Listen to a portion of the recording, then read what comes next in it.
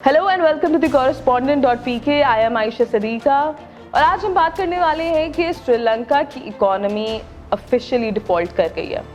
आज ही श्रीलंका के central bank के गवर्नर ने अनाउंस किया है कि the country is in pre-emptive default. Pre-emptive default का मतलब ये है कि थोड़ा सा पैसे, मतलब कोई तकरीबन $10 मिलियन के करीब इस मुल्क के पास है जो कि उसने रखा हुआ है बैकलॉग में, जस्ट टू सर्वाइव, कि वो फूड, फ्यूल, मेडिसिन प्रोवाइड कर सके अपने लोगों को उसकी वजह से। लेकिन उनके पास $1 भी नहीं है कि वो अपने लोन्स दे सकें, वापस कर सकें, जिसकी वजह से कंट्री डिफ़ॉल्ट हो चुका है।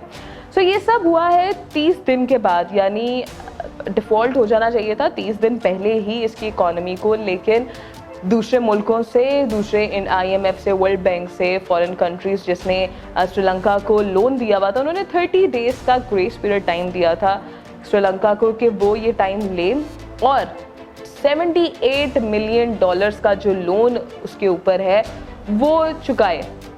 लेकिन ऑब्वियसली श्रीलंका इतनी बड़ी अमाउंट कहाँ से लेके आने वाला था 30 डेज़ के अंदर, जब उसके पास उस वक्त नहीं थी, तो अब कहाँ से होती। लेकिन चूंकि वो ये लोन उतारने में कामयाब नहीं हो सके, तो उसकी इकॉनमी अब पूरी तरह से तबाह हो चुकी है। अब इसके लिए क्या हो सकता है? अब उसको पे बैक नहीं किया जा सकता जब तक कि ये डेट की एक रिकन्स्ट्रक्शन ना हो जाए, यानी ये सब लोन चुकाने के लिए उसको मज़ीद लोन लेना पड़ेगा। श्रीलंका के पास इस वक्त एक फुली फंक्शनल गवर्नमेंट नहीं है। प्रोटेस्ट हो रहे हैं मुल्क के अंदर, वो सब गवर्नमेंट के ख़िलाफ़ हैं। ऑब्वियसली जब एक मुल्क का हाल इस तरह से हो जाएगा तो अवाम अपना गुस्सा गवर्नमेंट के ऊपर ही निकालेगी। इस वक्त बहुत ही गर्मा गर्मी का माहौल है श्रीलंका के अंदर। गवर्नमेंट, पार्लियामेंट के अंदर गवर्नमेंट और अपोजिशन के बीच क्लैशेस चल रहे हैं। अवाम अलग से गवर्नमेंट के खिलाफ प्रोटेस्ट कर रही है और गवर्नमेंट को समझ नहीं लग रही है कि वो किस तरह से मुल्क को इस क्राइसिस से निकाल सकें। Food shortage, medicine shortage, fuel shortage, paper shortage, और क्या ही ऐसी चीज़ नहीं होगी जिसकी इस वक्त शॉर्टेज नहीं है मुल्क के अंदर। 29.8% इन्फ्लेशन पिछले 30 दिनों के अंदर मुल्क के अंदर इंक्रीज़ की है, और फूड प्राइसेस 46.6% इंक्रीज़ किए हैं।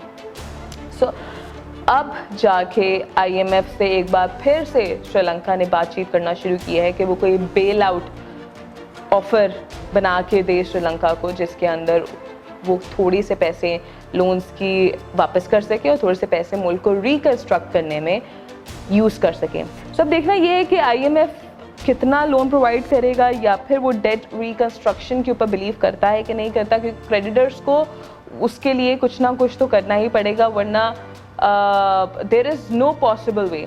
इंडिया ने कहा है कि it will be helping its neighbour in this difficult time, but how much? क्योंकि एक मुल्क भी दूसरा मुल्क की किसी हद तक ही मदद कर सकता है। It has its own people to feed as well.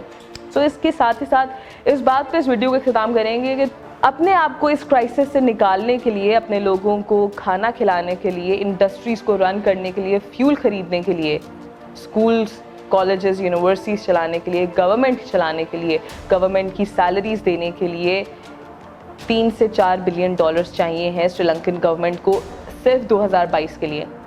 We just have to सी कि क्या IMF ये बेल आउट प्रोग्राम, ये बेल आउट ऑफ़र प्रोवाइड करेगी श्रीलंका को या नहीं।